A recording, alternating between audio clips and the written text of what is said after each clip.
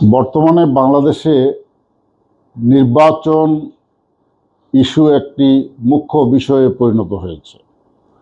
হাটে বাজারে, গ্রামে গঞ্জে, মাঠে ময়দানে, শহরে বন্দরে, প্রত্যেকটি জায়গায়, চায়ের স্টলে, রিক্সাওয়ালার ঠেলাগাড়ির ঠেলায় আপনি নির্বাচনের কোনো না কোনো আলোচনা শুনবেন। কবে হবে নির্বাচন, আদৌ নির্বাচন হবে কি না, এই সরকার নির্বাচন দিতে চায় কি না, রাজনৈতিক দলগুলো নির্বাচনের ব্যাপারে মরিয়া কি না, এইসব প্রশ্ন জনমনে রয়েছে এবং জনগণ প্রতিনিয়তই একজন আরেকজনের সাথে দেখা হলেই বলে, ভাই নির্বাচন কবে হচ্ছে।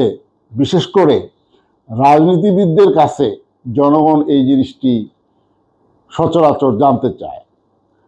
তো রাজনীতিবিদরাও অনেক সময় এ বিষয়ে যথাযথ উত্তর দিতে পারেন না।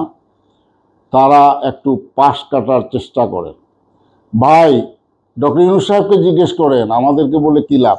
রাজনীতিবিদরা এরকমই উত্তর দিয়ে থাকেন।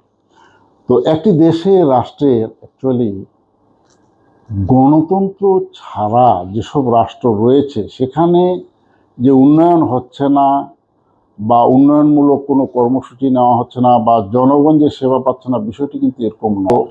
গণতন্ত্র বলতে গেলেই প্রথমে আমরা, গণতন্ত্রের অনেকগুলো অনুষঙ্গ আছে, অনেকগুলো এলিমেন্ট আছে, কিন্তু প্রথমেই আমরা দেখি সবচেয়ে যে বড় অনুষঙ্গ সেটা হলো নির্বাচন।